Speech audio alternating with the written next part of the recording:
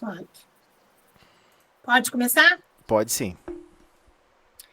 Senhor Jesus, agradecemos, Senhor, mais esse momento de aqui estarmos todos nós reunidos em torno desses ensinamentos, procurando, Senhor, ampliar o nosso conhecimento sobre a mediunidade, que possamos, Senhor, compreender, colocar em prática no nosso dia a dia, Senhor. Sempre pensando na mediunidade com Jesus, contigo. Agradecemos hoje e sempre. Com esta prece, pedimos por darmos por iniciada a reunião do estudo da noite de hoje, na tua paz e harmonia. Que assim seja. Então podemos. Livro Caminho, Verdade e Vida, capítulo 47, editora FEP. A grande pergunta. E por que me chamais Senhor, Senhor, e não fazeis o que eu digo? Está em Lucas, capítulo 6, versículo 46. Em lamentável indiferença, muitas pessoas esperam pela morte do corpo, a fim de ouvirem as sublimes palavras do Cristo. Não se compreende, porém, o motivo de semelhante propósito. O Mestre permanece vivo em seu evangelho de amor e luz. É desnecessário aguardar ocasiões solenes para que lhe ouçamos os ensinamentos sublimes e claros. Muitos aprendizes aproximam-se do trabalho santo, mas desejam revelações diretas. Teriam mais fé, asseguram displicentes, desatentos, se ouvissem o Senhor de modo pessoal, em suas manifestações divinas. Acreditam-se merecedores de dádivas celestes e acabam considerando que o serviço do Evangelho é grande em demasia para o esforço humano e põem-se à espera de milagres imprevistos, sem perceberem que a preguiça sutilmente se lhes mistura à vaidade, anulando-lhes as forças. Tais companheiros não sabem ouvir o Mestre Divino em seu verbo imortal. Ignoram que o serviço deles é aquele a que foram chamados, por mais humildes lhes pareçam as atividades a que se ajustam. Na qualidade de político ou de varredor, num palácio ou numa choupana, o homem da terra pode fazer o que lhe ensinou Jesus. É por isso que a oportuna pergunta do Senhor deveria gravar-se de maneira indelével em todos os templos, para que os discípulos, em lhe pronunciando o nome, nunca se esqueçam de atender sinceramente às recomendações do seu verbo sublime. Deixa você comentar. Quiser parar, interromper, comentar alguma coisa, fica à vontade também, tá bom? Então vamos lá, gente. Páginas de Emmanuel nunca são fáceis, né? Emmanuel é um grande pensador aí absorvedor e é pensador e sabe delinear pra gente algumas linhas de pensamento que são difíceis da gente perceber. Então, quando ele coloca esse título, A Grande Pergunta, e todos nós estamos sempre nos fazendo essa pergunta, né? Poxa, eu vou ser mais paciente. Aí, de repente, você se pega impaciente. Eu vou ser mais resiliente. Aí, de repente, você se pega reclamando. Mas eu vou ser mais abnegada. Eu vou ser mais. Eu vou renunciar mais. Aí você se pega não renunciando. Aquele velho dilema, né? De concordar com certos princípios, mas na hora H de esposar, né, de realmente demonstrar esses preceitos, a gente gosta de ficar muito no campo filosófico, no campo dos pensamentos, no campos no campo detalhado, mais de subdividir o pensamento divino, subdividir o raciocínio divino, como se somente a compreensão do que significa fosse o suficiente. É como se estivéssemos com o mapa do tesouro em outra língua, com uma dificuldade de entender os símbolos. Você não reconhece os símbolos. Não é norte, sul, leste, oeste. Não é grau, minuto. Não é linhas de equador. Não é um outro tipo de simbolismo. Aí depois que você entende os símbolos, aí você descobre quantos quilômetros você precisa caminhar e a que distância está o tesouro. A gente não quer caminhar e não quer correr atrás do tesouro. A grande pergunta é essa, né?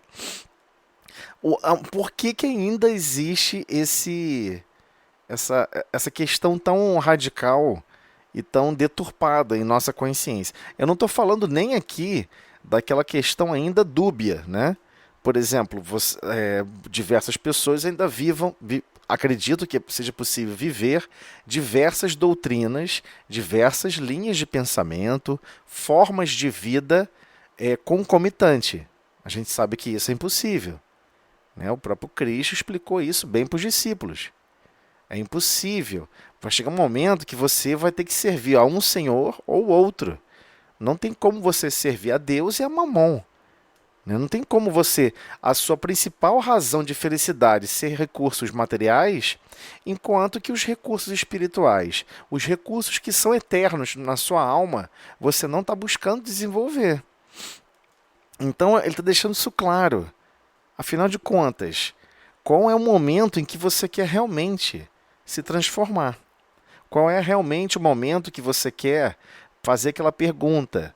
Em vez de simplesmente ficar chamando Cristo, chamando Cristo, chamando Cristo, o Cristo já está patrocinando todos os recursos da nossa encarnação. Nós não somos usufrutuários desses recursos porque Deus simplesmente quer que sejamos, porque somos grandes merecedores. Não é por isso. Não é questão de mérito. É questão de um programa de desenvolvimento, um programa de uma lei divina chamado Lei de Progresso.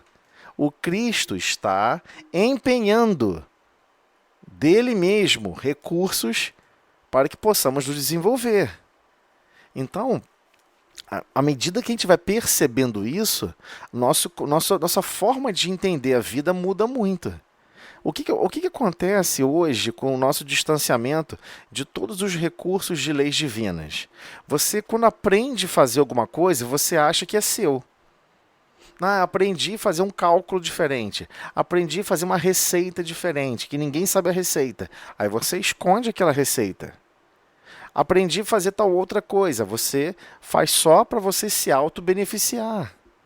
E à medida que você depois vai percebendo, com várias encarnações, você descobre, você toma um susto, né? Você descobre, por exemplo, naquele estudo que nós estávamos participando, acho que algumas pessoas aqui podem recordar, a Ana com certeza recorda, outras pessoas que estavam presentes no estudo devem recordar também, quando estávamos absorvendo um pouquinho das informações sobre os anjos da guarda, ou o espírito protetor, o nome que quisermos dar, né? E aí você descobre que esses espíritos nos auxiliaram a gente aprender o idioma do país onde vamos reencarnar, a aprender a caminhar, até se equilibrar, a se reestruturar e ter o domínio do equilíbrio mecânico do corpo físico. Você tomou um susto. Porque você fica pensando assim, eu achei que eu tinha aprendido sozinho. Eu achei que eu só devia aos meus pais. Eu achei que eu aprendi a ler, escrever ou começar a falar, eu aprendi com meus pais. Aí você toma um susto e descobre que não. Que quem te ajudou mais a aprender a falar o idioma do país onde você reencarnou, na verdade foram espíritos desencarnados. Especialmente um que recebeu uma outorga divina, um pedido mandatório. Olha, você vai se conectar a esse espírito, vai se reencarnar e você vai acompanhá-lo e vai animar pensamentos nobres, pensamentos bondosos, vai auxiliar em todas as necessidades. Assim são esses espíritos, ele não tem escolha. Então quer dizer que tem bilhões e bilhões de encarnados. Quer dizer que tem bilhões e bilhões de desencarnados interligados ao nosso pensamento? Sim, E não necessariamente ele está aqui nesse planeta Terra. Ele pode estar até em Marte, pode estar em qualquer outro lugar do planeta, de planetas ao nosso redor. Ele não tem que estar fisicamente ao nosso lado. Porque a conexão é pensamento a pensamento. Ele não precisa estar exatamente ao nosso lado. Pode estar próximo, como pode não estar. Isso não importa. O que importa esses espíritos, quando estão evoluindo, chega um momento como que eu posso dizer? O livro usou palavras mais apropriadas, eu estou tentando resumir. Esse espírito que está um pouquinho mais evoluído, ele percebe que ele recebe uma obrigatoriedade. É compulsório, ele não tem escolha. Deus meio que cria uma outorga, literalmente uma outorga. Você vai ter que fazer isso. Você vai ter que se conectar a Beltrano ou Ciclano e vai ampará-lo. Vai ampará-la. Você vai animar pensamentos bondosos para ela. Bom ânimo. Você vai estimular a coragem, o bom ânimo o tempo todo. Vai sempre estimular recursos que ela mesma não tem. E vai amparar, tem questões mais básicas. Gente, não foi eu que escrevi o livro. Tá ok? Eu não estou aqui tentando induzir ninguém a nada. Quem estava lá no estudo vai reconhecer o que eu estou falando. E por que eu estou falando isso, né? Porque aí você começa a perceber que, na verdade, quando Jesus explicou que o reino dos céus era como se fosse uma vinha, e todos os trabalhadores do Pai estão na vinha, trabalhando, e o dono da vinha é o Pai, é Deus. Ele estava falando para todos nós o seguinte: ei, despertem, vocês já estão na vinha. Vocês já estão executando esses trabalhos. E é aqui, agora, no corpo físico. Vocês vão ter que auxiliar as grandes nações, a todos os países, no futuro distante, vão se irmanar, vão realmente reconhecer a necessidade de uns pelos outros, vão ter um carinho natural uns pelos outros. E teríamos que ajudar nessa construção, porque é um projeto divino. Então diversas pessoas ficam assim: mas eu achava que eu tinha que evoluir e que na verdade a experiência material não é tão importante. O que é importante é eu me desenvolver espiritualmente e aí eu saio do planeta e faço o que eu bem entender da minha vida. Isso não é verdade. Na verdade é até uma contradição. Algumas pessoas fogem dessa realidade, fogem da realidade dos princípios que a matéria nos impõe.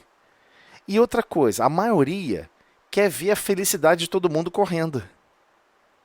Existe uma fobia, chamada fobia da felicidade. A pessoa observa um tipo de dor, um tipo de sofrimento, aí você quer transformar rapidamente. Mas quem somos nós para questionar o que é necessário, o que não é necessário, no histórico daquela outra alma? Quem somos nós para ficar arguindo sobre isso, questionando? Está questionando Deus. Pô.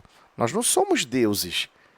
Nós somos criaturas. Nós somos criados por Deus. Então temos que aprender a amar e servir. Essa é a essência. A gente precisa aprender a amar e servir. Por quê? Porque você vai passar a servir com amor e por amor. Por amor. Existe uma diferença gigante. Você pode servir na terra de má vontade. Você pode servir na terra revoltada. Você pode colaborar com plantação. Você pode colaborar com o desenvolvimento político. Você pode colaborar com N locais que Deus irá alocar a nossa consciência a colocar o nosso contributo, a nossa coparticipação em todas essas esferas, em todas essas atividades. Só que nessas atividades nós vamos aprender várias coisas. E o que a gente vai se chocar primeiro é que a gente vai descobrir o quanto que essas atividades vão influenciar a nossa consciência. A gente vai se descobrir como é que a gente realiza a atividade que envolve poder. A gente vai descobrir, eu tenho um objetivo. Isso aqui é muito importante, eu tenho essa tarefa. Isso aqui é mais importante que tudo. Mais importante que as pessoas? Não, mas eu tenho esse prazo. Todo mundo tem que fazer correndo. E vamos chicotear todo mundo. Vamos lá, vamos correr, vamos não sei o quê. E sai brigando com todo mundo. Tem certeza que as pessoas são menos importantes?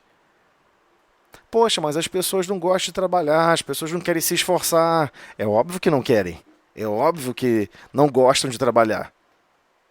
É óbvio que são indignas de estar pisando nesse solo. É óbvio. A gente sabe disso.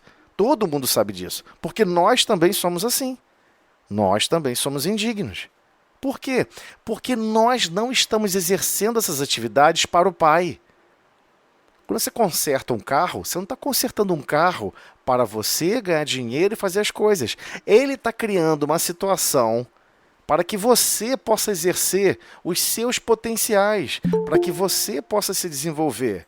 Mas a gente tem a ilusão, ou a interpretação equivocada, de que tudo que fazemos e realizamos aqui na Terra é para nós mesmos. Mas não é. Há uma necessidade de um equilíbrio financeiro, há uma necessidade de atender às necessidades de todos, mas igualmente temos que compreender todas as atividades que exercemos aqui na Terra, se nós queremos realmente santificá-las, elas serão santificadas pela nossa ação em exercer por amor e com vontade realmente de produzir para o Pai. Por que Deus me colocou nessa situação? O que Deus está querendo que eu faça? Ele está querendo que eu fale melhor com as pessoas. Ele está querendo que eu tenha que superar as minhas necessidades, superar as minhas dificuldades de produzir um bem ao próximo e exercer todo esse conjunto segundo como ele deseja. E eu tenho que ficar nessa busca constante. A gente não precisa mais ficar ouvindo. Jesus pegou e explicou. Vinde a mim todos vós que estáis cansados e sobrecarregados. Eu não conheço ninguém descansado. Nunca vi. Todo mundo está cansado. Cansado de cometer os mesmos erros. Cansado de si mesmo. Nossa, eu já não me aguento. Eu sou impaciente. Eu queria ser mais bondosa e não sou. Eu queria ser mais corajosa ou corajoso e não sou. Eu queria ter mais boa vontade. Ou seja, força de vontade. Continuamente, e eu não tenho. É óbvio que a gente está cansado de nós mesmos. A gente sente a fraqueza dos nossos pontos de vista. Né? Você pode criar um seguinte ponto de vista. Puxa, eu quero agora... Eu nunca mais vou comprar nada que tenha plástico, porque eu acho que o plástico está destruindo todas as florestas, a humanidade. É só um exemplo. Quero ver você não comprar mais nada de plástico. Você vai ficar fora de todos os, de, sei lá, 99% de todos os itens e produtos que existem na Terra. Então, nem muito, nem tão pouco. Nada de extremismo. Não é o extremismo. É aonde você está, aonde Deus te situou. Como que você pode gerar o melhor de si para consigo e para todos. Como que você pode realmente brilhar a sua luz. E essa luz, ela só brilha igual aquele princípio magnético, né? Você pega o princípio magnético, né? Campo magnético, corrente elétrica, e gera uma força. Então, se você botar uma força, uma corrente magnética, uma corrente elétrica, você gera um campo magnético. Então, se você entender que isso é uma lei natural da vida, tem que ter dinâmica. Não sei se vocês sabem disso. Não tem como você gerar energia elétrica. O princípio do gerador elétrico, ele é dinâmico, não pode ficar parado. Devido à aceleração centrípeta, que ele gera realmente essa variação de campo elétrico na matéria, no cobre. Quando ele passa no cobre, essa variação do campo magnético, e tem que estar em movimento, é que ele gera energia elétrica. Ou seja, ele parado, se eu botar tudo parado, estacionário, não gera. Aí todo mundo fala assim, mas isso é óbvio. Não é óbvio porque a gente está observando isso. E a nossa alma? Se a gente ficar parado, se a nossa consciência ficar parada, ela não estiver produzindo, vai dar certo? Não vai. Eu concordo com tudo que o Cristo fala. Tem gente que fala assim, nossa, louvado seja Deus, louvado seja Jesus, que maravilha Jesus, que coisa maravilhosa Jesus. E fica só concordando. Tá, mas o que você está fazendo dentro de casa? E no trabalho? E não sei aonde? Só arruma confusão. Só cria inimizade. Não gosta de alguém, prejudica. Não tem coerência. Então é disso que ele está falando. Por que me chamais Senhor, Senhor, e não fazeis o que eu digo? Então, quando ele pede, amai-vos os vossos inimigos. Então eu vou ter que arrumar um inimigo para poder amar? Não, fique tranquilo. Alguém vai pisar no seu pé. Alguma coisa vai acontecer e você vai ficar chateado com aquela pessoa. Aquela pessoa vai falar uma coisa para você e você vai ficar com, com os seus pensamentos atravessados. E por aí vai. E por vezes não aconteceu nada. Quem entendeu errado foi você. Mas não adianta. O processo de criar indignação, de auto-adular, né? Eu tenho que sempre me enaltecer, sempre me vangloriar, sempre fazer o suprassumo de insuflar o meu próprio ego. Aí, de repente, alguma coisa acontece e não permite isso, a gente fica chateado. A gente não pode viver mais assim. Então, aconteceu alguma coisa, nos ofendeu, nos humilhou. Muito obrigado, Senhor. Sem essa experiência, eu não perceberia que eu sou ainda tão prisioneiro a essas formas de vida, essas formas de pensamento. Poxa, eu não saberia que alguém falando isso para mim, especialmente as pessoas mais próximas do nosso coração, eu não sabia que eu ia ficar chateada. Eu não sabia nem sequer que eu crio expectativas fantasiosas, até do próximo. Isso acontece, gente, é normal, é natural. Chama-se evoluir. Não tem jeito.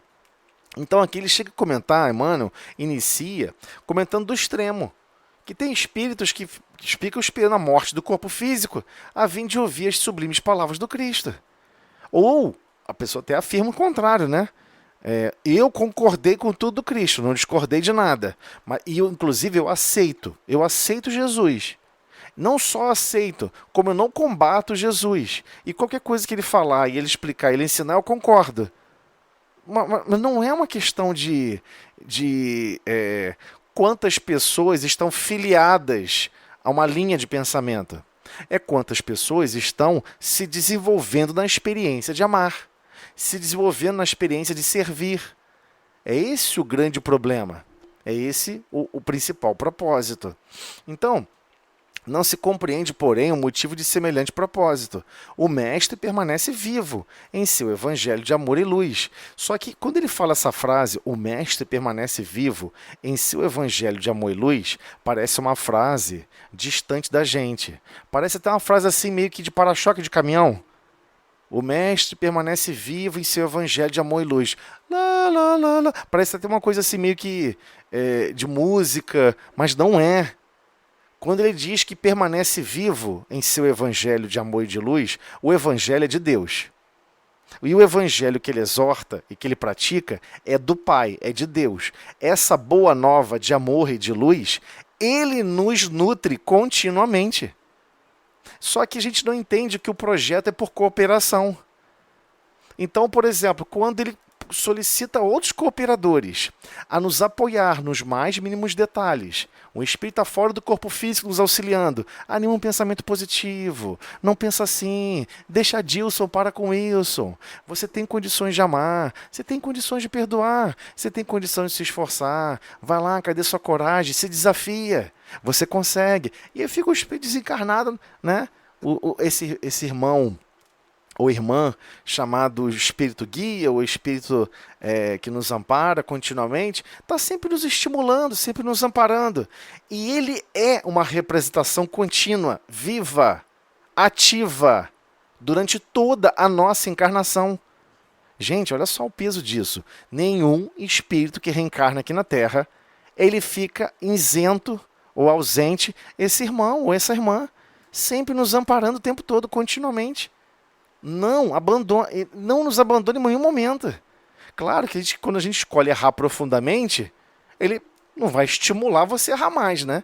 Ah, já que você quer errar, deixa eu te ajudar. Erra mais assim, ó. Você quer enfiar o pé pela mão? Enfia assim. Não vai fazer isso.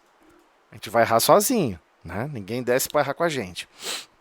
Mas o que eu estou querendo dizer é o seguinte: a presença em sempre nos alavancar, em sempre nos reposicionar e reorientar a nossa consciência para os princípios de Deus, para os princípios divinos, para os princípios do amor e da sabedoria, nós vamos perceber a presença viva desse patrocínio do Cristo. Gente, da onde vem o fluido vital? Da onde vem o fluido universal que a gente utiliza fora do corpo físico? A gente fica achando que tudo isso é de graça, é matéria. Quem produziu essa matéria? Da onde veio? Foi você? Foi eu? Eu não fui. Eu não produzi. Ah, eu consigo moldar. A gente vai aprender isso muito no Livro dos Espíritos, que todos os princípios mediúnicos se processam através do perispírito. E que a formação do perispírito, a formação física, em matéria, em termos de matéria, é a constituição do fluido universal, que é uma derivação do fluido cósmico universal. Só Deus produz fluido cósmico universal. E só quem manipula diretamente o fluido cósmico universal são Cristos. Aí você fica assim, você está querendo dizer que até mesmo o corpinho que me reveste não foi eu que produzi? Exatamente, não foi. O corpo físico também não foi. Né? Nós coparticipamos, estamos sempre coparticipando, sempre chamados a participar, mesmo que a gente não tenha consciência. Então você está participando da vida orgânica. A sua manifestação de boa vontade e de coragem faz com que seu corpo físico produza fluido vital. Tem a ver com a vontade. Quando a vontade se estabelece no ambiente do corpo físico, você consegue melhorar, você consegue se predispor, você consegue vencer as limitações. E o mesmo se refere fora do corpo físico, não tem diferença nenhuma. Tudo se expressa pela vontade. Mas lembrando, nós não fomos nós que criamos nada disso. Quando você está estudando sobre as estrelas, você não criou as estrelas. Né? Você está lá estudando sobre as estrelas, aí toma aquele susto, né? Caramba, uma estrela, ela vive de consumir hidrogênio. Que ela se choca com 2 átomos de hidrogênio, os núcleos se chocam, produz o próximo átomo da tabela periódica. Então, começa lá do hidrogênio, que só tem um elétron, e vai avançando até o último elemento da tabela periódica, que aí quando ocorre a chamada supernova, que é a morte da estrela. Aí ela joga toda essa matéria para toda a galáxia. É lindo demais, né? A gente observar que o Sol é o grande mantenedor da produção de todos os elementos desse nível de matéria que nós já conseguimos reconhecer. E que a produção dele é transformar e gerar essa matéria. Ele está trabalhando para o Pai continuamente, esse Sol. Em nome do Pai. Alguém está coordenando, organizando, controlando esse recurso. E está lá atuando continuamente, ininterruptamente. Então ele aguarda de cada um de nós, primeiro, reconhecer. Prestem atenção. O Mestre permanece vivo em seu evangelho de amor e luz. Aonde? Distante? Não. Tudo o que acontece na sua vida, toda a estruturação do seu destino foi planejado, detalhado, criado recursos para que você pudesse experienciar aquele momento. E que você, em algum momento, tendo consciência, coloque o seu contributo, coloque a sua participação de amor. Porque tudo nas galáxias e todo o universo, tudo se estrutura através do sentimento pleno de amor. Esse é o grande ponto aqui, ok? Então isso aqui não é uma frase de para-choque de caminhão, não é uma coisa distante da gente. Sim, ele permanece vivo conosco continuamente. Inclusive ele chegou a prometer, não vos deixarei órfãos. De quê? Por que órfãos? Porque quando a gente fica triste, a gente quer um colinho. Quando a gente fica chateado, a gente quer um colinho. Quando a gente quer um carinho. Não é isso? A gente quer o quê? Ser consolada. Quando a gente está sofrendo, não está entendendo a vida, não está entendendo os processos. A gente não quer ser consolada. Ele avisou, eu vos enviarei o Consolador prometido, que vos esclarecerá todas as coisas. Ele nos enviou realmente. Ele participou diretamente dessa pleide de espíritos, chamado Espíritos de Verdade, que auxiliaram a trazer essas explicações detalhadas, inclusive dos sentimentos mais nobres que ele não pôde explicar na época.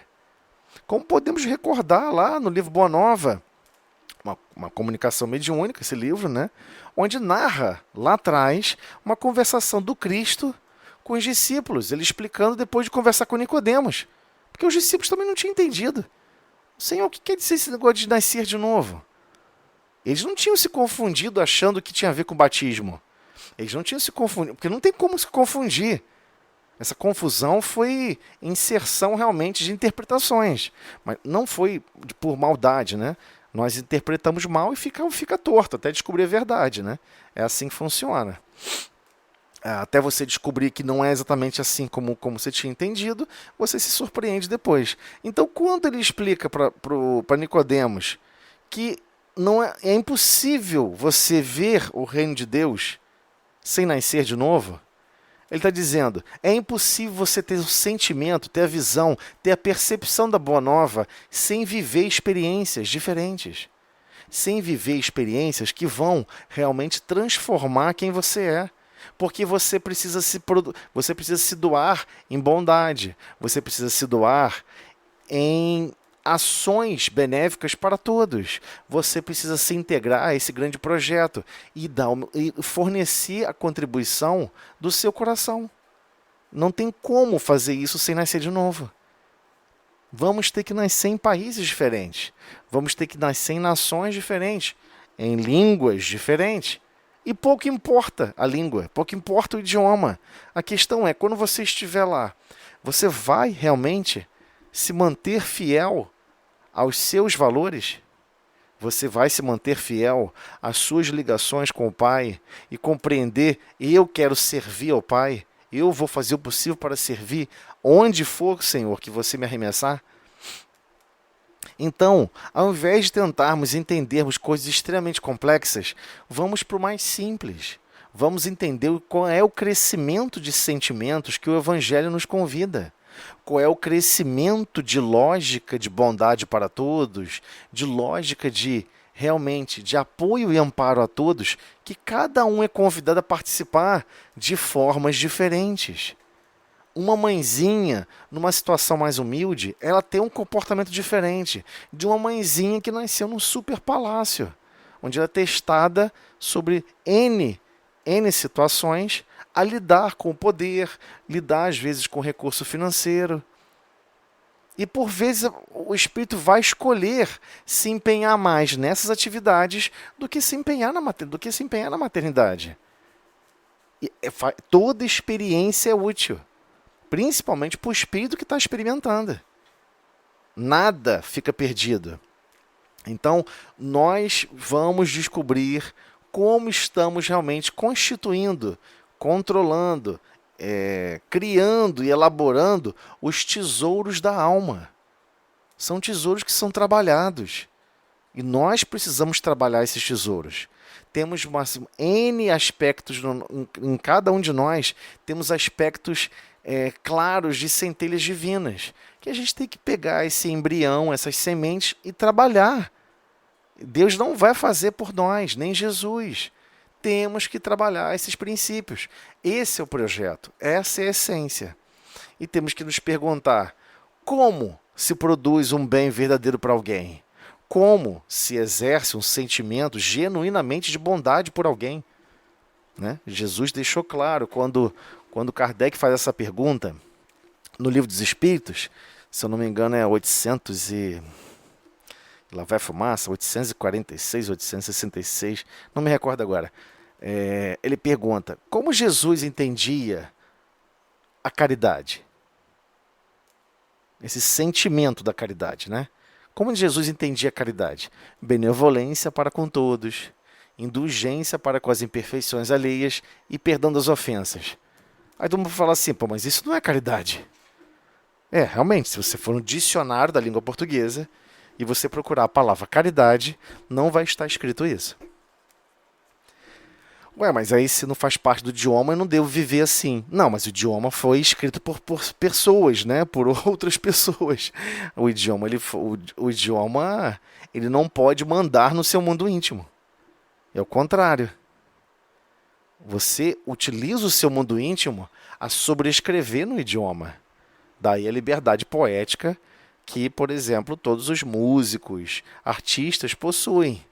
Claro que muitos se perdem em grandes libertinagens, mas o objetivo é justamente desenvolver os sentimentos mesmo diante de limitações graves do idioma. É desenvolver percepções de melhores escolhas, de melhores comportamentos, mesmo diante de limitações físicas profundas.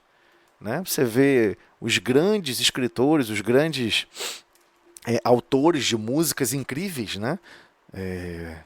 É óbvio que daquele período não se compõe assim. Foram situações diferentes que foram trazidas aqui para a Terra. E ele só foi conseguir alcançar aquela concepção porque ele experienciou sofrimentos. Ele experienciou situações diferenciadas, que fez brotar sentimentos nele a partir de outros recursos da música e pôde se expressar através da música. Então, nós vamos observar que o Mestre, sim, ele permanece vivo com o seu evangelho de amor e luz, nos auxiliando e nos amparando a todos. Muitas pessoas falam assim, nossa, eu cometi tantos erros no passado, eu acho que outra encarnação eu fui isso, eu fui aquilo, eu fiz coisas horríveis. Esquece, você está pensando na dívida errada. Essa dívida é fácil de pagar. É fácil a beça. Tem gente que acha que até que paga essa dívida, sabe como? Sofrendo. Né? Você reencarna 30 vezes e cai um meteoro em cima do seu corpo físico 30 vezes. E está tudo resolvido. Não está não. Não está não. Existe uma dívida que quase ninguém fala. E que foi muito mal interpretada lá naquele livro O Céu e o Inferno. Né? E não é culpa só porque está na língua portuguesa. Porque se você lê em francês não vai estar escrito assim. A tradução também do Céu e Inferno eu não gosto. Guilhom Ribeiro, ele não era um espírita, realmente espírita na acepção mais profunda dos sentimentos. Ele era aquele lavrador que está capinando ainda as camadas muito superiores, muito externas ainda, da doutrina espírita. Ele não conseguiu capturar a essência daquele sentimento. Né? Tá lá no Código Penal das Vidas Futuras. Quem não conhece esse livro, o livro Céu e Inferno, ele tem um capítulo chamado Código Penal das Vidas Futuras. No seu 16º artigo desse Código Penal, ele diz o que se faz necessário para se apagar uma falta. Aí ele fala que você tem que se arrepender, que você tem que expiar e que você tem que reparar. E quando você vai ler em detalhes, você vê que os exemplos que foram difundidos até mesmo no meio espírita, em N palestras, em N conversações, sempre frisou simplificar o pensamento mais populista, simplificar os exemplos, indo só para a atividade material. Ué, mas como é que você vai apagar uma falha, uma falta, que em essência você quer apagar a origem da falta? Você não quer apagar a falta em si. Porque apagar a falta em si é impossível. A falta já foi, já era. Não tem como você apagar. Então como é que você apaga a origem da falta? Porque é isso que significa educação. O Pai nos educa. Né? Deus nos educa continuamente. Então como é que nesse princípio educacional da lei de progresso, como que a gente pode lidar com os nossos próprios enganos, os nossos próprios erros? O se arrepender eu reconheço que os sentimentos que eu animei foram péssimos. Deram péssimos resultados. Eu não quero mais errar nisso. Eu não quero mais tropeçar nas mesmas bobagens que eu venho tropeçando. Isso é se arrepender. Tem a ver com força de vontade. Uma vontade genuína de não querer errar de novo. E aí você passa a se monitorar. Não é orar e vigiar? Aí você começa a se vigiar. Eu não quero errar nisso de novo.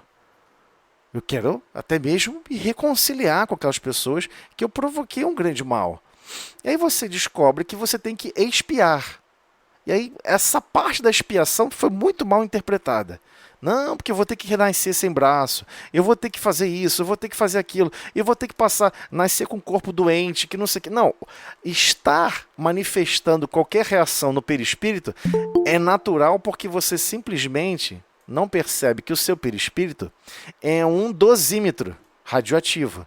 Ele captura todas as irradiações do nosso pensamento, todas as irradiações do que nós fazemos.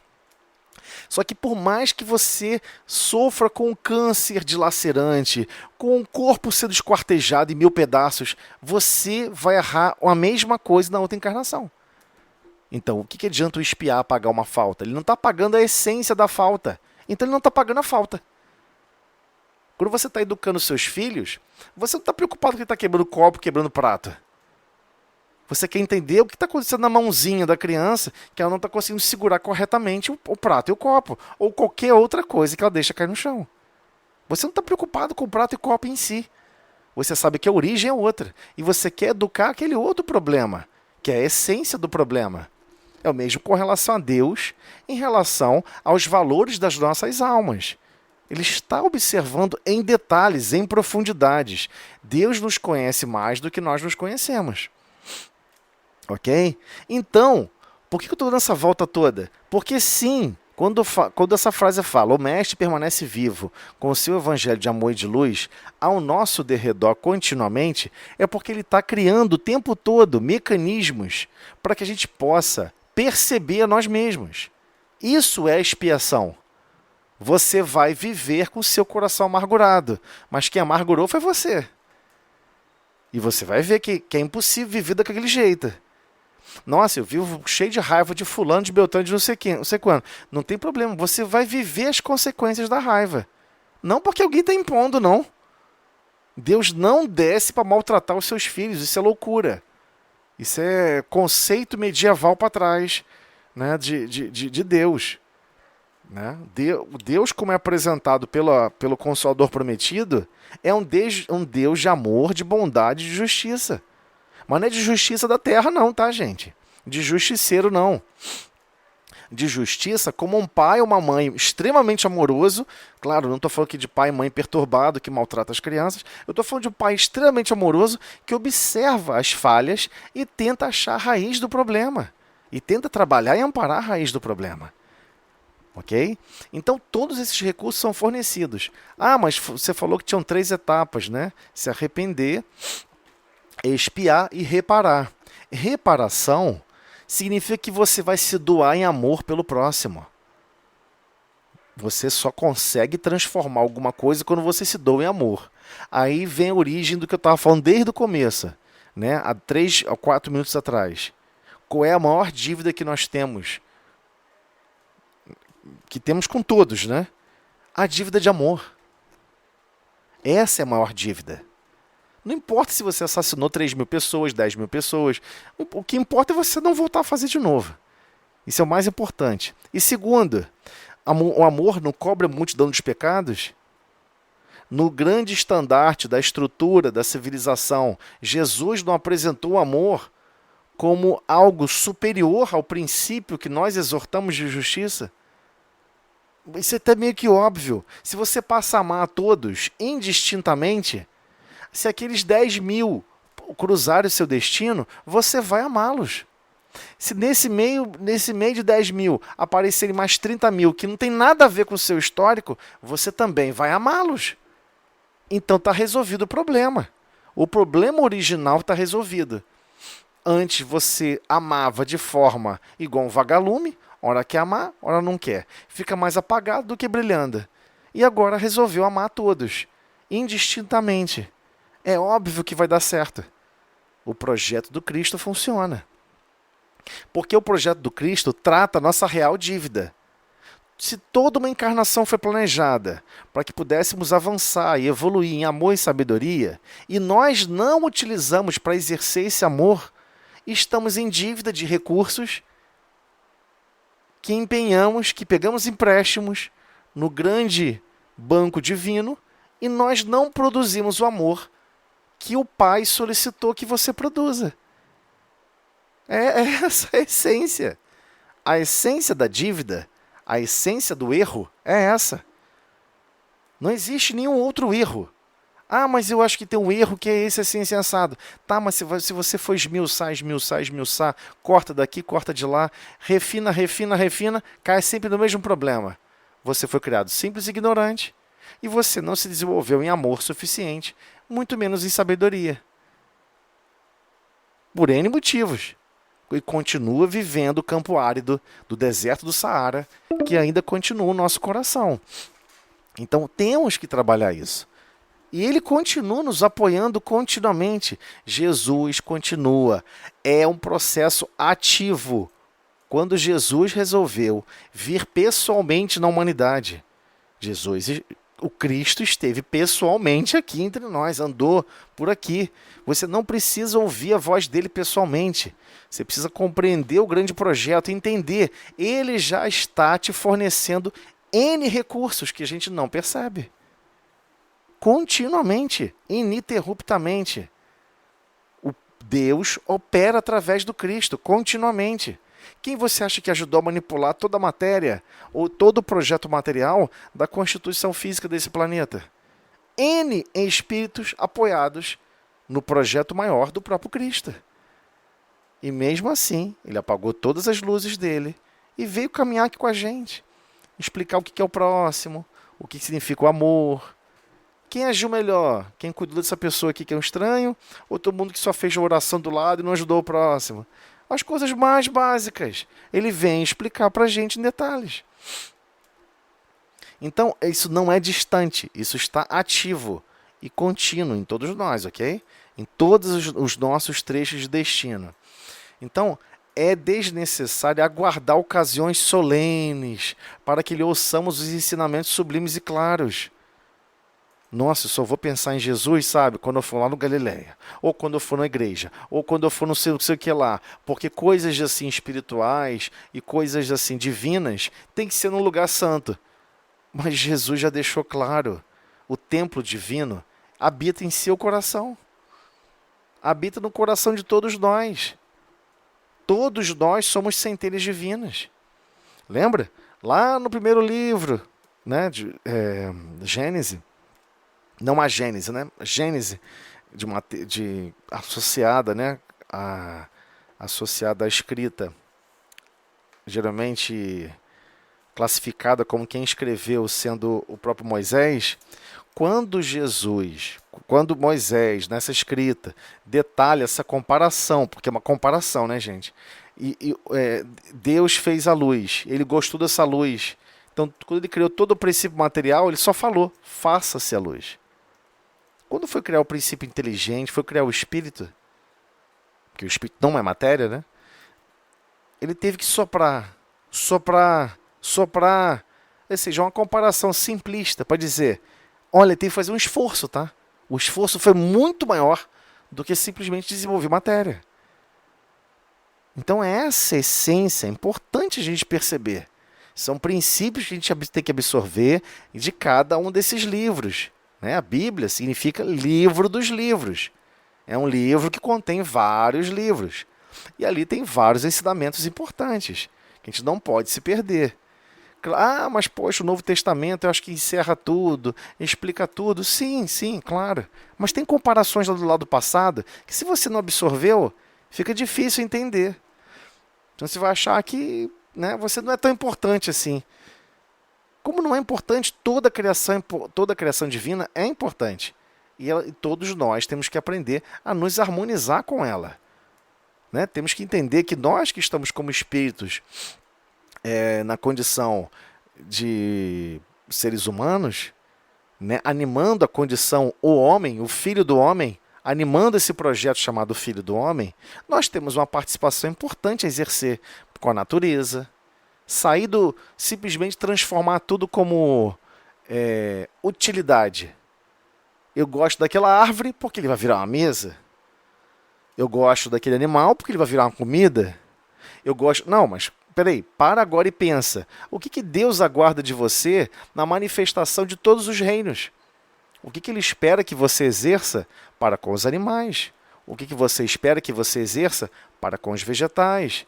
A árvore não pode se auto-arrancar do chão e se deslocar para outro lugar. Então você está vendo que o terreno está ficando meio esquisito. Tem que mover, às vezes tem que mover uma árvore de lugar, ué. Ela não vai levantar e sair correndo, né? A árvore não anda. Então será que Deus aguarda que a gente contribua com todos os reinos? Eu acho que sim. Eu acho que sim. De uma forma muito mais ativa que a gente não entende ainda hoje. Um dia a gente vai entender isso. A nossa coparticipação em todos os reinos. Especialmente no reino mais importante. O reino dos homens. Onde Deus empenhou profundamente. Soprou cada calma, cada consciência. Ou seja, quem é o próximo? Qual é a parte mais importante da criação? É o próximo.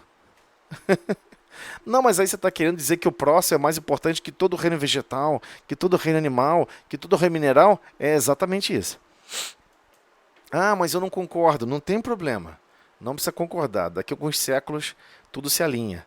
Mas o mais importante é, não tem como você se harmonizar com o Pai sem se harmonizar com todos os reinos. Essa é a essência, né? Então, sim, temos que parar de ficar aguardando ocasiões solenes, né, para ouvir os ensinamentos sublimes e claros. Não, depois que você ouviu, está faltando alguma coisa a mais, né? Eu tenho que fazer alguma coisa. Todas as manifestações do Cristo foram para mudar uma forma de conduta aqui na Terra. É uma filosofia de vida. Você vai viver outra lógica. Você vai viver a boa notícia. E quando a gente vai ler todas as bem-aventuranças, o que significa aquele conjunto das bem-aventuranças? É um modelo de espírito que vai alcançar o último nível aqui na encarnação, aqui na Terra. Está também no livro dos Espíritos. O que se torna um espírito quando alcança sua última encarnação? Os espíritos responderam: um espírito bem-aventurado. E deixar claro, olha, o seu princípio, a sua métrica, os seus objetivos é se tornar, em essência, viver e saber o que significa cada uma daquelas bem-aventuranças e como você convive com elas no seu mundo íntimo. E como que você convive com essas bem-aventuranças, como que você exerce elas para consigo mesmo, para com o próximo e para com Deus. Essa é a essência, esse é o resumo da ópera, né? Então, muitos aprendizes aproximam-se do trabalho santo, mas desejam revelações diretas. Eu queria tanto receber uma comunicação mediúnica, de Bezerra. Às vezes Bezerra está do lado da pessoa. Tem um pensamento de bondade para esse irmão que está se comunicando.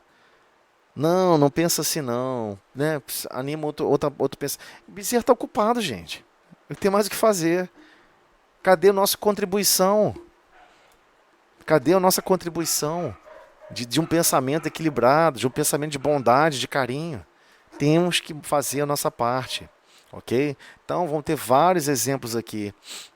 Se ouvisse o Senhor de modo pessoal em suas manifestações divinas, a gente sempre fica querendo que Jesus fale diretamente com a gente. Mas olha só, tudo que ele tem para falar com a gente já falou. Agora a gente tem que fazer. Tudo já foi falado, tá? Tudo já foi compreendido, já foi entendido. Agora tem que fazer. Né? Você não vai adquirir, né, a capacidade de ter o sentimento de perdão sem ser ofendido. Isso a gente tem que entender. Você não vai adquirir a capacidade de compreensão para com as imperfeições alheias sem conviver com pessoas, ou seja, com o próximo e as imperfeições alheias do próximo. Para de ficar com essa expectativa de querer conviver só com quem é perfeita. Né? Que era a ideia do céu de antigamente. Qual é a ideia do céu de antigamente? Você vai para um lugar onde está cheio de querubim, que não sei o que, anjinhos tocando harpa, que não sei o que, fazendo não sei o que lá, quietinhos, não sei o que, admirando a criação divina. Você nunca vai encontrar um espírito desse porte parado. Ele está em trabalho contínuo. Ele está exercendo a vontade de Deus ininterruptamente. Não para de trabalhar em momento nenhum. Então, sim, tais companheiros não sabem ouvir o mestre divino em seu verbo imortal. A gente ouve, a gente escuta o som, mas não entende a missão, né? Então, resumindo, temos que entender essas recomendações divinas do verbo, de todos os ensinamentos, de todos os exemplos do Cristo, e entender, chegou a nossa hora de nós colocarmos em prática. Então não é ficar falando, Senhor, Senhor, Senhor. Agora entendi, Senhor. E eu tenho que aprender a me diminuir para servir. Eu tenho que aprender a me humilhar para servir. Eu tenho que aprender a renunciar para servir. E se sacrificar para servir. Então, fique à vontade para falar, perguntar, questionar, duvidar. Pode falar, Ana. Enquanto eu vou carregando aqui o arquivo. Oi? Pode falar. Claro. Eu tenho uma pergunta. Sim. Mas não tem nada a ver com a paz, tem a ver com a mediunidade. Nós já até estudamos, mas eu acho que eu não assimilei. Quando... Não quero atrapalhar aí, não. Não atrapalha não, pode falar. Quando a gente sonha, quando a gente dorme, existe a emancipação da alma. Sim. né? Essa Existe. emancipação é sonambulismo? Não, Ah, tá. não é. Desdobramento? Até o fato do desdobramento, ele também não, a gente não classifica, não chama exatamente mediunidade, né? É uma questão anímica, é uma questão, a propriedade da alma, né? A alma tem vários fenômenos, por isso que a gente não chama mais fenômeno mediúnico, a gente chama fenômeno medioanímico, porque fica difícil falar onde começa um e termina o outro.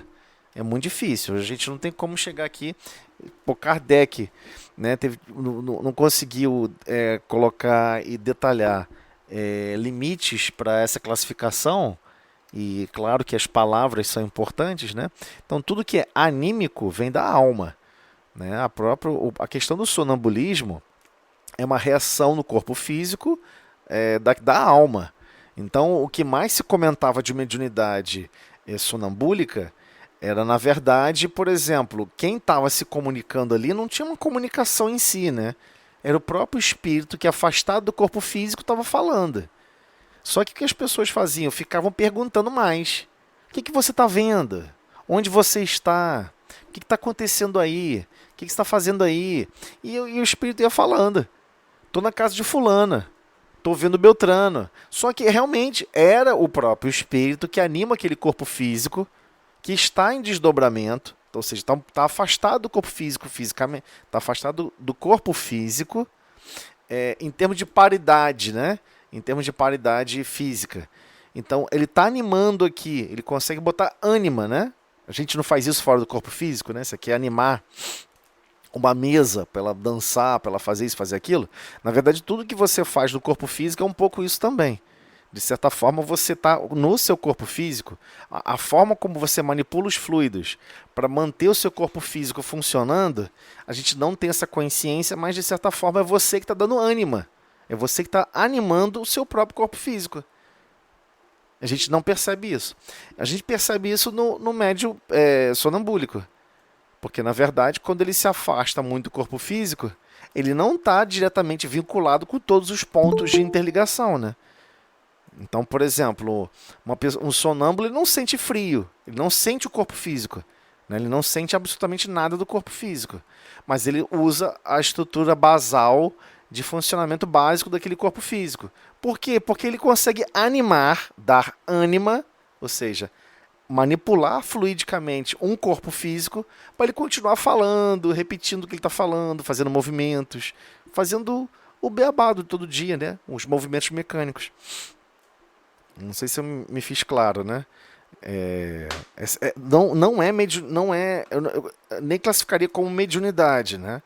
Dependendo se tem uma comunicação, uma troca de mensagens, uma troca de informações, há uma troca com um segundo espírito, aí sim eu considero mediunidade. Todos os outros fenômenos eu considero um fenômeno anímico, que não tem nada de errado, não tem nada de ruim e continua sendo um fenômeno necessário, né? Senão não deixaria ele não existiria, né? Obrigada. Tá ok. Então é isso aí, gente. Com relação à página inicial, façam-se sempre as perguntas e vamos que vamos, né, gente? Mas se tiver alguma coisa para perguntar, comentar sobre a página inicial, pode me interromper aqui, tá bom? Gente, se vocês concordarem, então, nós vamos avançar. Quem sabe a gente fecha o capítulo 10 hoje. Upi! Da natureza das comunicações, né? Nós já avançamos o item 133, o 134 e agora estamos avançando para o 135. Então, resumidamente, nós compreendemos que nessa explicação dos itens anteriores, ele deixou claro, não tem uma diversidade tão grande de espíritos aqui encarnados. Você vai encontrar espíritos encarnados, né? Uma pessoa, um amigo que é muito brincalhão, né? Vamos supor, você tem uma roda de amigos, com 8 amigos, ou 7 amigas, enfim, não importa. Não tem personalidade diferente, não tem formas de agir diferente, não tem forma de falar diferente, e de comentar, e se expressar, né? Tem gente que faz bolinha de sabão em cima dos outros, são pessoas esquisitas, tem um monte de coisa assim doida, mas assim, as pessoas são assim, entendeu? E aí é assim também fora do corpo físico, a pessoa não muda, não. Não, eu sou muito quieto e carrancudo. pode ficar tranquilo, quando você desencarnar, você vai continuar quieto e carrancudo. Ah, eu sou muito brincalhão, eu gosto até de ficar mexendo com as pessoas e ver a reação delas. Pode apostar, você vai continuar fazendo isso fora do corpo físico. Então, como a mudança é a única certeza, e isso é importante a gente ter claro, nós não nos reconhecemos de há anos atrás. Né? Pessoas que nos conheceram 10, 20 anos atrás não nos reconhecem hoje. Não estou falando de reconhecimento físico, não. Da forma que a pessoa fala, como reage, interage. As pessoas vão mudando com o tempo. As pessoas gostam de vender a imagem que não mudou. Né? Gostam de usar jargões como se não tivesse mudado, mas mudou sim. Todos nós estamos mudando. Como é muito incipiente, muito básico, a gente não percebe que está mudando. Né? Então, da mesma maneira que você entra no elevador e não percebe que ele está subindo. Se ele não der aceleração e desaceleração rápida, e se ele manter uma taxa muito constante, muito suave, você nem percebe que está subindo. Mas ele está subindo, é fato, né? Você vai sair no 13º, 12º, no 50º, sei lá, qual andar que você for sair no elevador. Mas se você não consegue perceber pelas suas sensações que você exerce, então você tem que compreender que essas sensações são insuficientes para detectar o quanto que seu potencial de amor e carinho se modificou. O quanto que seu potencial de ternura, de brandura, de afabilidade, de doçura, todos os valores imperecíveis da alma. Nós estamos em construção. Com o avião voando, né? Mas estamos em construção, né? Então a gente cai, né? Cai de cabeça, levanta, aí depois acerta o voo. Então, ele tratou sobre isso nos itens anteriores. Kardec tratou bem sobre isso nos itens anteriores. De acordo com o tipo de característica, se o espírito... Vão ter espíritos que vão querer passar informações maravilhosas, mensagens belíssimas, reconfortantes, que vão assegurar aquele seu afinco e seu empenho em se desenvolver mais em amor, e mais em serviço em nome do Pai, em nome de todos, e querer colaborar nessa grande vinha, e querer participar com mais afinco no projeto Filho do Homem, que é como Jesus sempre se identificou, né? Então Jesus sempre deixou claro que esse projeto era importante, porque esse projeto fecunda no nosso mundo íntimo esses aspectos, né? De bondade, de carinho, de zelo. Né? Você vê o cuidado de uma mãezinha com o filhinho que acabou de nascer, ou a filhinha que acabou de nascer. Aquele cuidado, aquela ternura. Não é se ela fosse extremamente seca. Não, mano, somos todos espíritos, a matéria não é importante. Né? Vamos fazer o básico do básico pro bebezinho aí, daqui a pouco crescer. Não, cadê a ternura? Cadê o amor, né? Então já existe essa ternura, já existe esse amor, ele está lá. Ele está latente em todos. Então nós temos que cultivar esses recursos, valorizar esses recursos que já estão em desenvolvimento e que nós temos que expandi-los. Né? Então, da mesma forma que existe a vinha do corpo físico, a vinha com relação a essa matéria mais grosseira, em que nós temos sim que operar ela, que nós temos sim que tornar ela o melhor possível para todos, desenvolvê-las para todos, o mesmo acontece fora do corpo físico. Né? Há muitas moradas na casa do meu pai, do nosso pai, né, de todos nós, mas igualmente não só no corpo físico, né, não só nessa condição física. Na condição espiritual, as moradas são muito mais complexas, muito mais abrangentes e envolventes igualmente. Né? Então vamos retornar aqui para o item 135. Ok?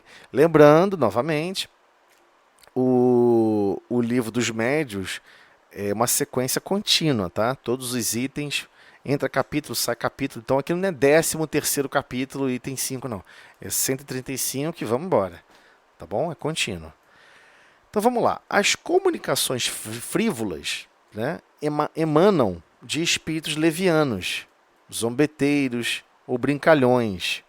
Aqui leviano de leviandade, tá, gente? Não necessariamente de maldade, não. Né? Antes maliciosos do que maus. Entendeu? Mais maliciosos do que maus. Tá brincando. É basicamente um espírito infantilizado ainda. Bem infantilizado. Que não sabe ainda usar os recursos para os objetivos mais apropriados, normal, totalmente natural. E que nenhuma importância ligam ao que dizem. Eles não estão preocupados com o que estão dizendo, se é verdade, se não é, se vai ofender alguém, se não vai, se vai afetar alguém, se não vai. Não está preocupado com nada. Oh, desculpa, andei aqui. Como nada de indecoroso encerram, essas comunicações agradam a certas pessoas, que com elas se divertem, porque encontram prazer nas confabulações fúteis, em que muito se fala para nada dizer. Então, tais espíritos saem-se, às vezes, com tiradas espirituosas e mordazes, né? E por entre facéias vulgares, dizem não raro duras verdades, que quase sempre ferem com justeza. Então é como se fosse aquela criança entrando na adolescência. Quer usar a palavra ferindo, quer usar a palavra cutucando. Deixa eu ver até onde vai minha fronteira. Aí ele quer ficar testando fronteira com todo mundo. Eu vou testar essa fronteira. E fica tentando, empurrando, batendo para ver se alguém ajuda a reposicionar ela mesma. Então é normal isso acontecer. Vão ter comunicações com esse teor.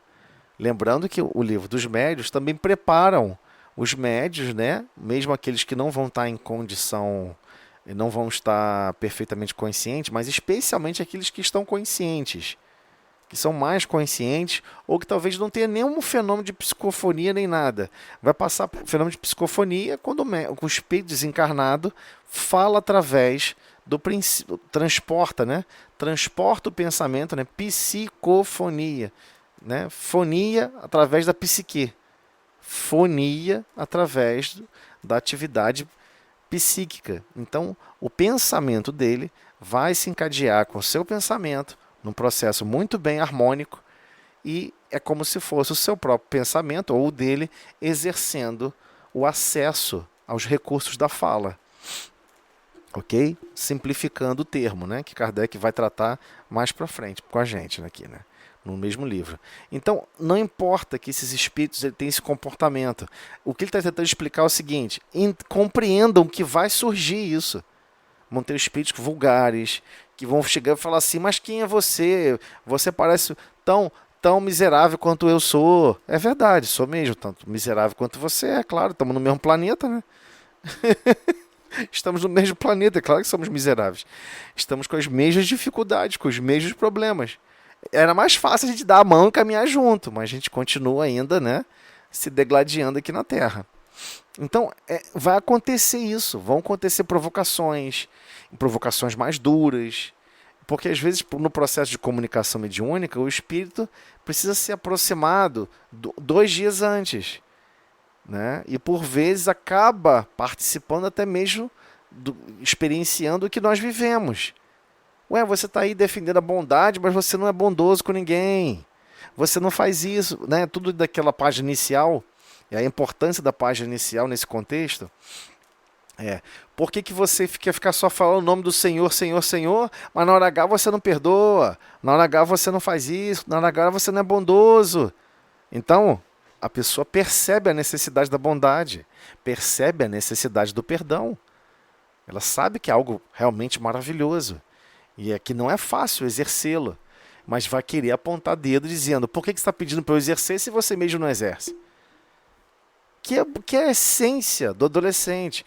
Por que eu tenho que tomar banho? Por que eu tenho que fazer isso? Poxa, eu não quero fazer isso. Poxa, você também faz, mas faz de má vontade, tá vendo? Você também não gosta de varrer o chão assim, você também não gosta de fazer tal coisa, mas está fazendo a chateada aí, que não sei o quê. Por que você está falando que eu tenho que gostar?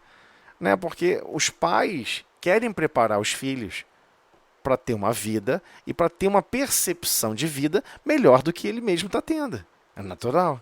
E o mesmo acontece na comunicação mediúnica. Os espíritos que estão ali encarnados, como médiuns, copartícipe, médio de passe, né? Ou médio psicofônico, seja qualquer natureza de mediunidade que for. antes disso tudo, estamos no intercâmbio de experiências de vida. Estamos nesse intercâmbio, é inevitável. O desencarnado tem a experiência deles e nós temos as nossas. Então não temos que entender que a pessoa está de má vontade, está de maldade. Olha isso, para que essa comunicação? Né? O espírito não quer ser ajudado, dê a vez para quem quer, que não sei o quê. Não podemos pensar assim, ok? Quando ele está ali leviano, sendo todo zangadinho, né? Leviando aqui, leviandade não de maldade não, tá, gente? É de tá totalmente despreocupado e brincando com todos os recursos que estão disponíveis. Ele não está preocupado em essência, em querer se transformar. Ele prefere ficar nessa sensação de eu não tenho responsabilidade com nada, eu não preciso ter responsabilidade com nada. Então, são almas que estão em fuga, que estão em processo de fuga, que estão em processo de evasão das suas próprias responsabilidades, que sofreram muito, não quer sofrer de novo. Né? Então acontece muito isso é natural. E temos que ter o carinho e a certeza que isso é natural. É isso que o livro inteiro, do Livro dos Médiuns, por que ele prepara bem para a reunião mediúnica e prepara ainda melhor para a reunião de desobsessão? Porque você vai entender que essa essência das pessoas não muda só porque desencarnou. Só porque desencarnou a pessoa não mudou. O ato de desencarnar não transforma ninguém. Né? Os mesmos sentimentos, os mesmos ideais, pensamentos, tudo que você acreditava ou acredita ainda, vai continuar acreditando. E você pode ficar se enganando aqui na Terra e não buscar a verdade. E pode também ficar lá do outro lado sem buscar a verdade e se enganando. E é isso que acontece. Esses irmãos continuam se enganando propositalmente para viver em fuga, que é totalmente natural. Então, em torno de nós populam os espíritos levianos, que de todas as ocasiões aproveitam para se intrometerem nas comunicações. A verdade é o que menos nos preocupa.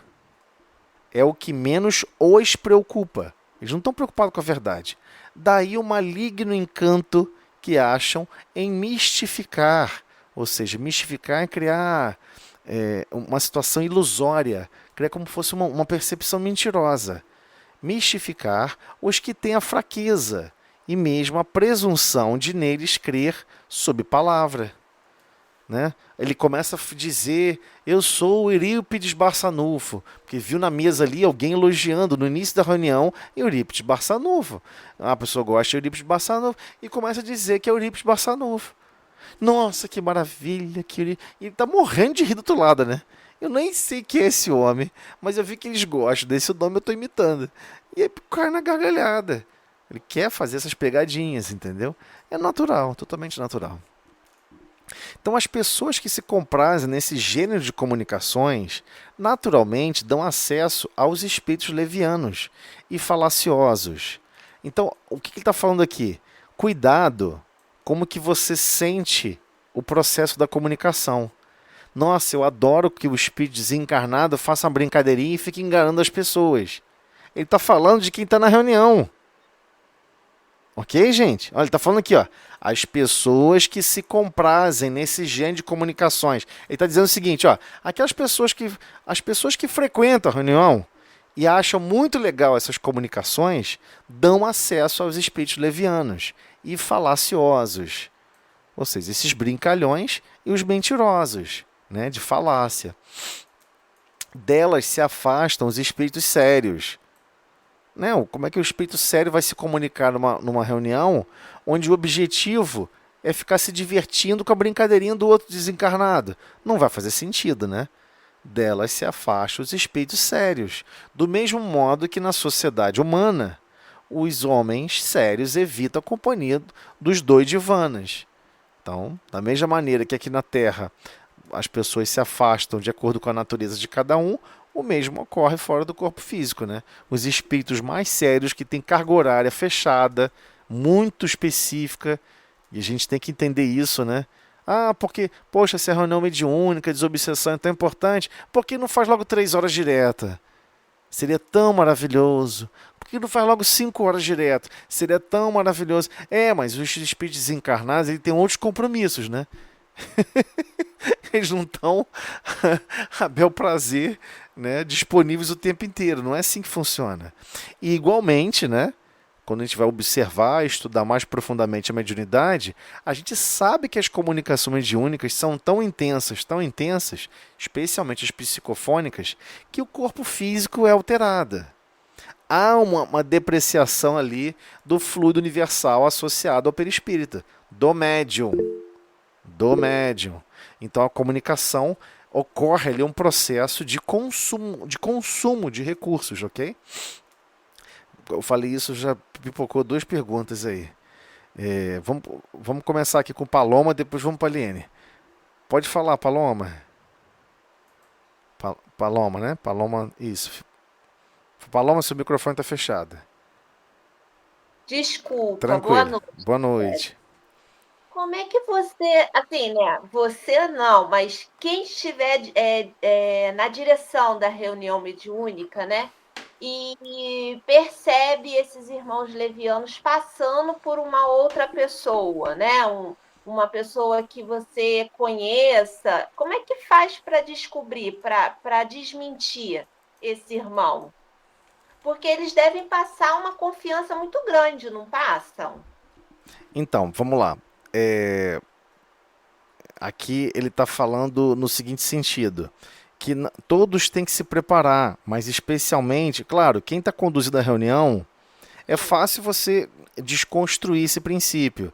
A pessoa começa com brincadeirinha, brincadeirinha, você fala, puxa vida, que bom que você já é tão bondoso, que bom que você já busca amparar o próximo, olha quanto tempo você já utilizou para produzir o bem e buscou a verdade e está servindo na seara do Pai. E aí você começa nisso e ele fala, peraí, não quero saber nada disso não, rapaz.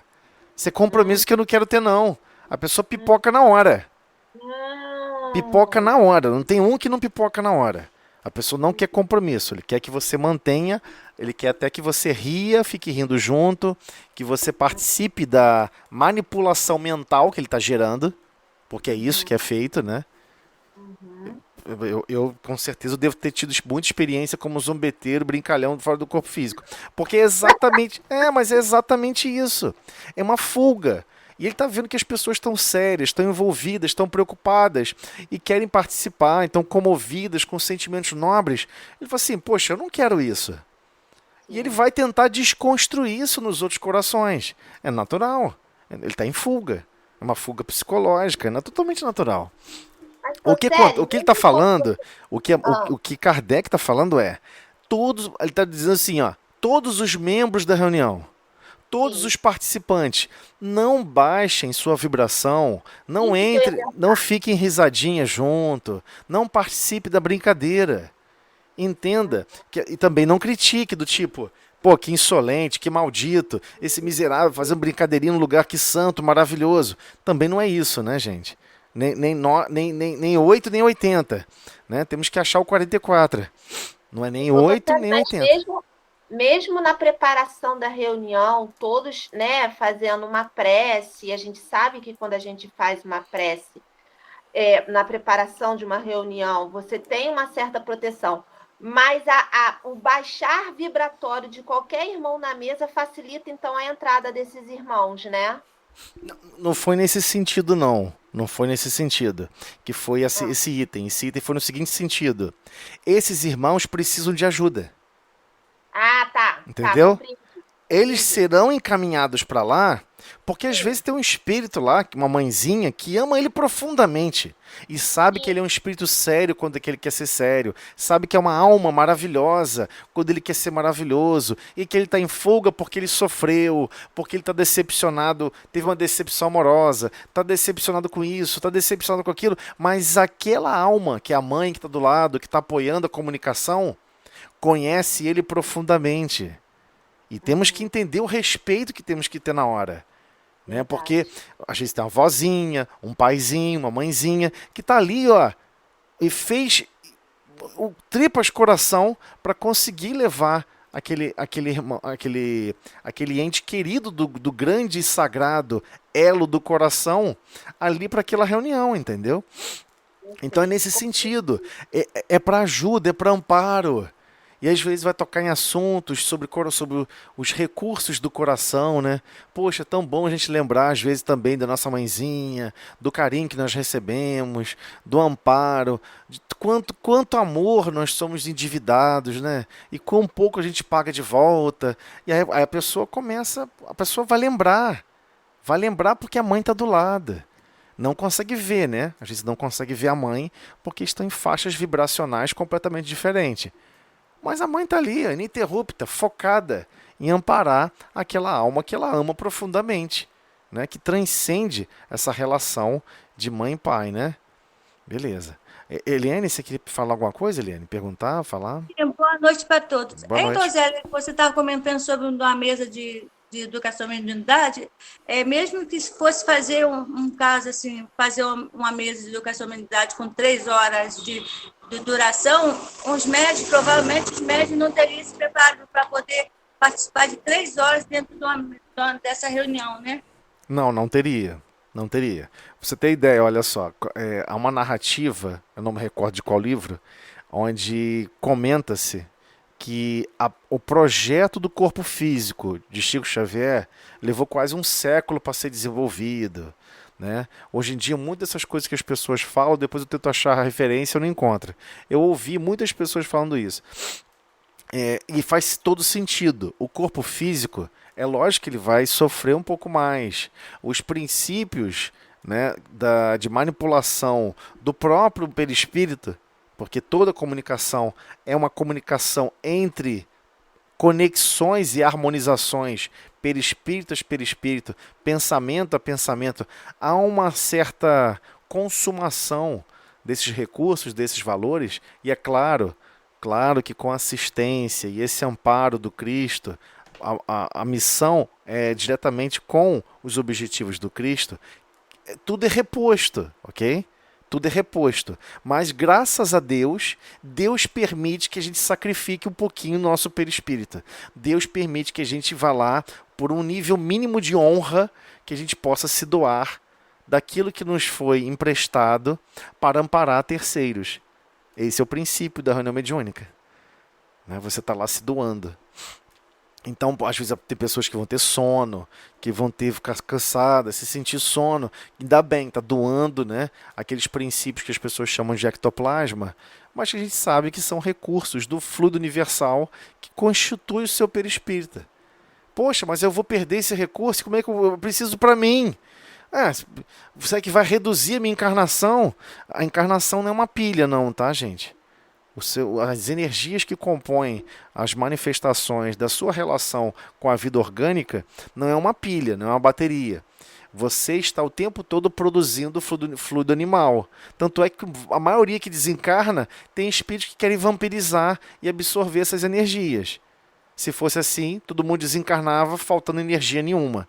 Então, retomando a linha do pensamento, saindo um pouco dessa tangente que eu acabei pegando aí, retornando a linha central aqui do item, temos que compreender o compromisso que é certas almas se comunicarem. E lembrando, muitos perderam a percepção do corpo físico. Ok? Muitos perderam a percepção do corpo físico. Muitos que são autistas, que estão vindo de outros planetas, que animavam corpos físicos, que tinham outros princípios, chegam aqui na Terra, tem uma dificuldade danada de se assimilar primeiro ao fluido universal. Se assimilar, por exemplo, ao princípio do corpo físico. Daí essa complicação toda, às vezes até mesmo com o corpo físico, tá? Então, N situações estão acontecendo ao mesmo tempo. Então, o que eu estou querendo dizer com isso? Que às vezes o espírito está fora do corpo físico e essa comunicação, psicofonia, né? Essa interligação desse espírito com algum corpo físico, porque você, consciente, você está animando um corpo físico. Essa participação do pensamento dele com o seu, ele absorve certas essências de como você controla o seu corpo físico. Ele também está aprendendo com isso. Então tem espíritos que eles se aproximam e não falam nada. Aí você acha assim, poxa, achei que o espírito fosse falar, Né? Às vezes até o médium fala isso. Poxa, eu achei ele fosse falar um monte de coisa, que não sei o que, tinha muita coisa para falar. Não falou nada. Mas olha só, você não sabe o que ele está sentindo. Ele está percebendo como que você controla um corpo físico. Que você percebe seus dedos, você percebe seu braço. Então tem espírito que está há muito tempo sem reencarnar. 300, 400 anos. Tem espírito que está 1000 anos sem reencarnar. Outros até muito mais. E não sabe mais como animar um corpo físico. Então muitos desses irmãos, por vezes, vão passar noites e noites. Né? O médium sai do corpo físico, participa de reuniões fora do corpo físico, onde há esse equilíbrio, essa reestruturação psíquica, de reorganização da ação consciente do espírito sobre a governança, por exemplo, de um corpo físico. Que hoje todo mundo não consegue entender de onde está vendo isso. Mas isso tem muito a ver com relação a esse aspecto. Muitos espíritos pertinazes ali em não querer continuar o projeto, de achar que não dá certo. Poxa, reencarnei várias vezes no passado, deu tudo errado. Ah, mas foi na Europa, aqui vai ser diferente. Não, na Europa deu errado, deu errado em tal outro lugar, deu errado na África, vai dar errado aqui também. Ele não acredita mais no projeto. Ele acredita que ele sempre vai errar, que não está dando certo, que ele sempre se sente culpado. Então, gente, cadê o Consolador Prometido? Cadê as consciências que estão participando da reunião, manifestando realmente a alegria da boa nova?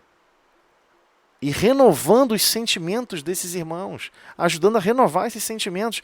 Temos que ir com total alegria para essas reuniões, porque estaremos contagiando não é alegria de deboche, não é alegria de anedota, é alegria de sentir a presença do Cristo amparando a todos, dando bom ânimo, fornecendo bom ânimo. Vai dar certo, confia em mim.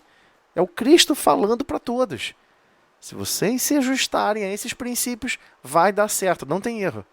É longo, o processo é longo, é árduo, mas vai dar certo. Só falta uma pitadinha de coragem e um baldinho de boa vontade, que vai dar certo. Ok? Então, é importante a gente analisar esses itens do Livro dos Médiuns nesse sentido. O livro inteiro está nos educando para a condição mais nobre, que é a reunião. Então, quando ele fala que tem esses espíritos, tem para falar assim, poxa, tem esses espíritos, eles só ficam lá perdendo nosso tempo. Não é verdade não, muito pelo contrário. Ele é importante. Lembra que Deus soprou. Ele é extremamente importante para Deus. Primeiramente para Deus. Ele é extremamente importante para Deus. Né? Você diz que ama a Deus sobre todas as coisas. Né? De todo o teu coração, de todo o teu entendimento, de todo o teu pensamento. Então, ame o que Deus criou. E que tem uma importância gigantesca para Deus, né? Para o Pai.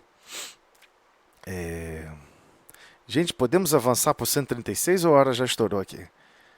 Deixa eu ver aqui agora. Vamos terminar aí, 136. Podemos, gente?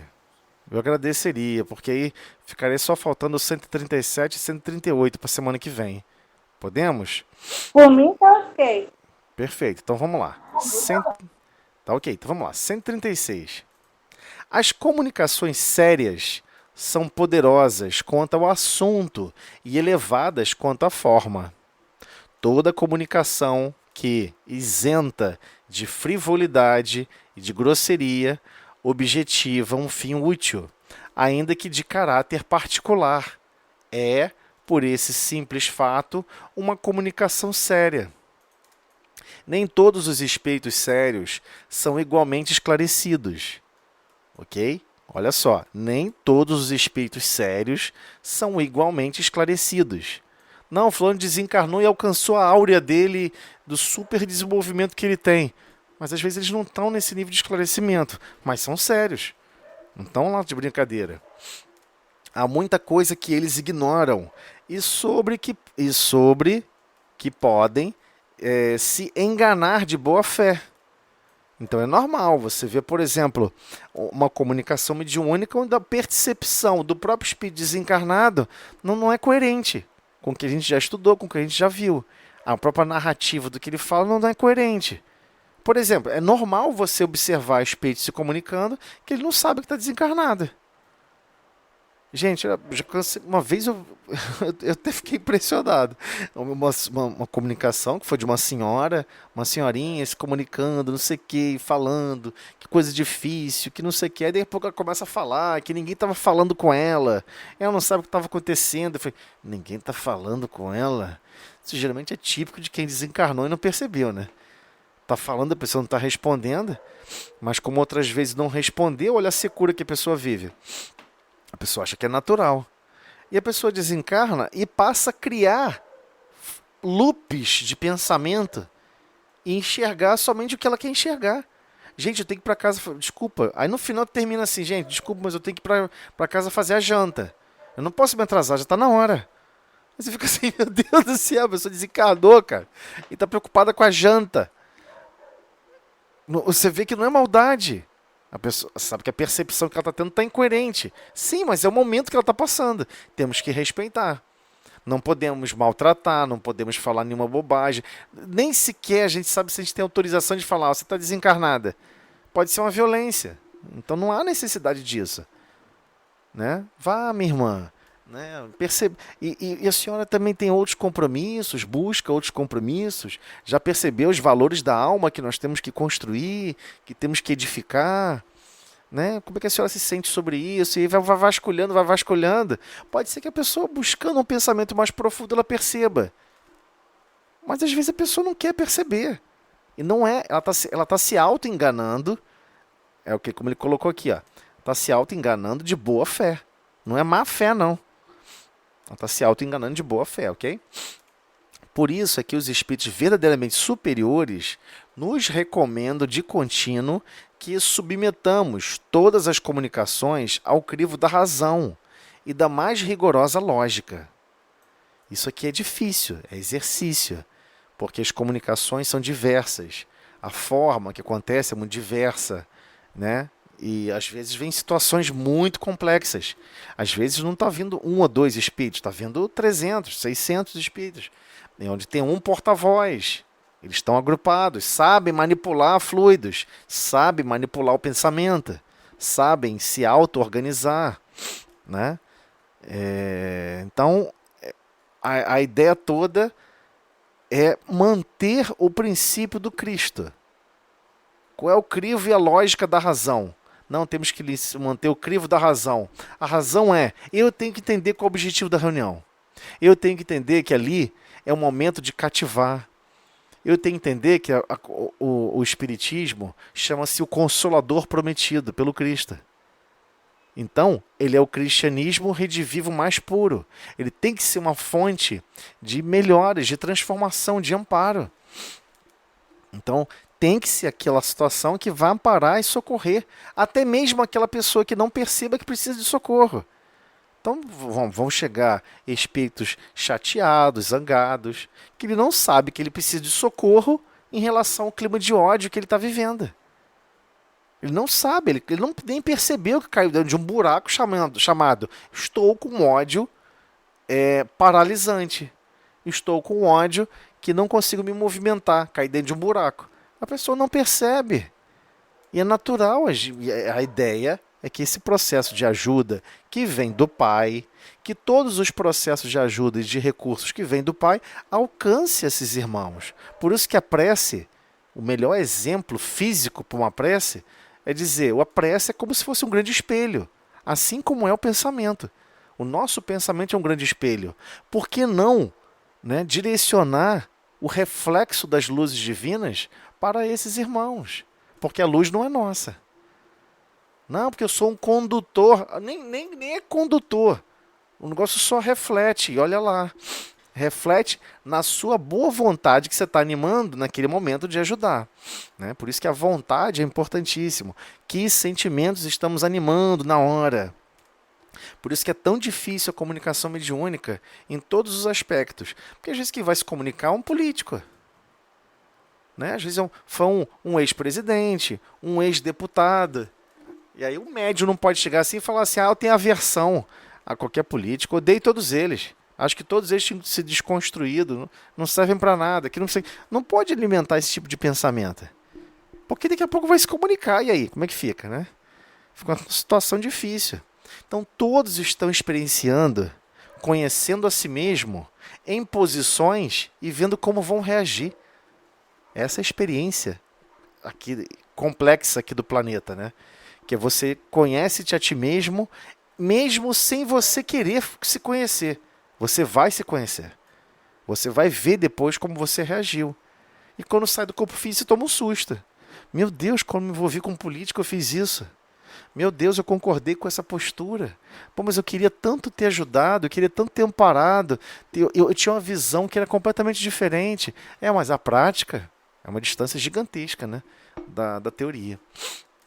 Então, continuando só esse trechinho, no tocante a comunicações sérias, cumpre se distingam as verdadeiras das falsas, o que nem sempre é fácil, porquanto exatamente à sombra da elevação da linguagem é que certos espíritos presunçosos ou pseudo-sábios procuram conseguir a prevalência das mais falsas ideias e dos mais absurdos sistemas.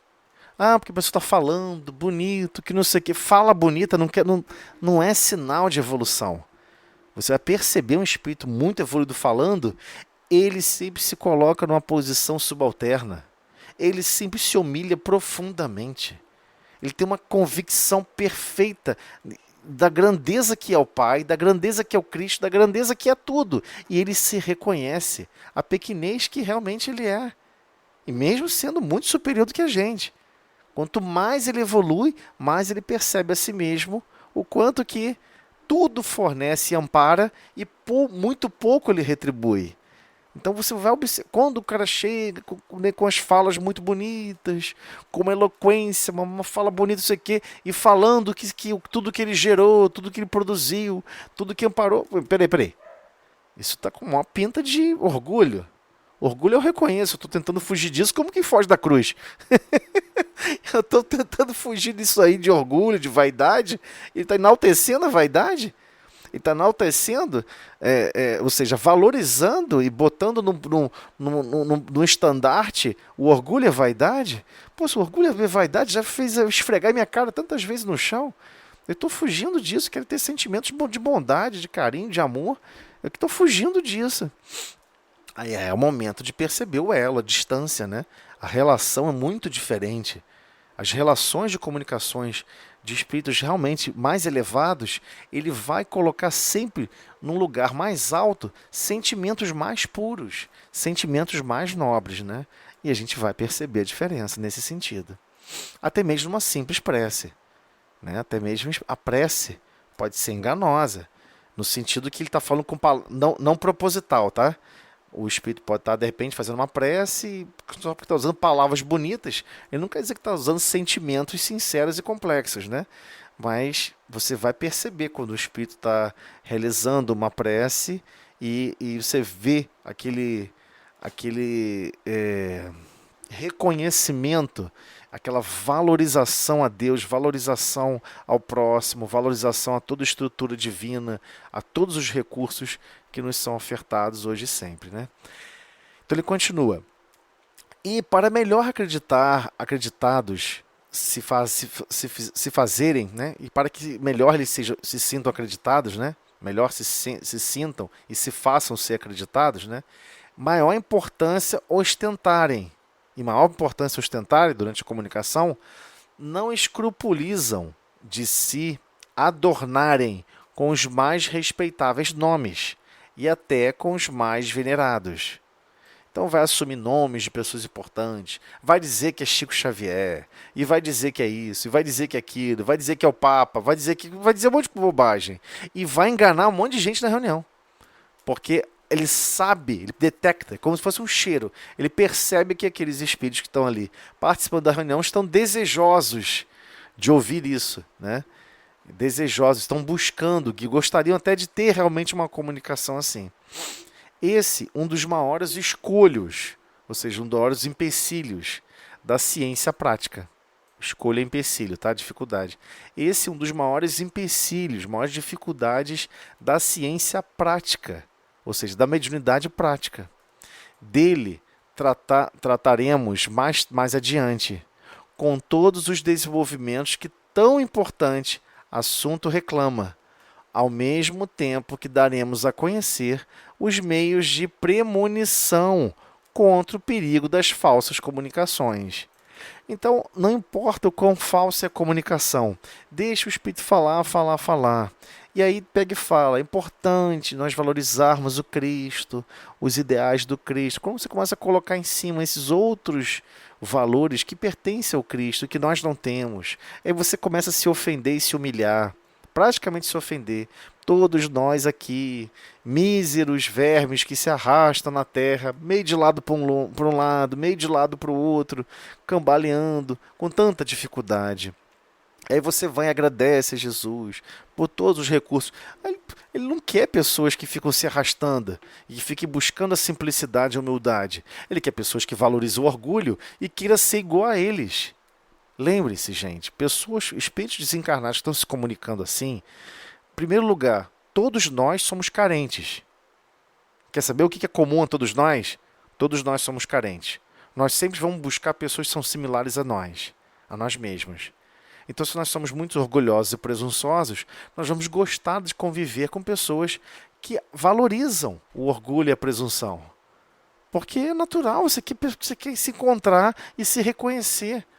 Quando você começa na reunião a enaltecer os valores do Cristo, os exemplos do Cristo, a pessoa não quer isso, ela não quer se transformar. Ela quer encontrar outras pessoas que reajam da mesma maneira. Então a busca inicial desses irmãos é nesse sentido. Simplesmente de harmonização natural desses mesmos princípios. E a melhor forma de desconstruir isso é enaltecer os valores do Cristo. Os exemplos perfeitos desse perfeito amor que vigorou na Terra por alguns anos. Essa perfeição absoluta de exemplo que realmente choca qualquer consciência. Tá bom, gente? Eu vou fazer a marquinha aqui, ó, 137, para a gente lembrar, eu, né, particularmente, senão eu vou esquecer.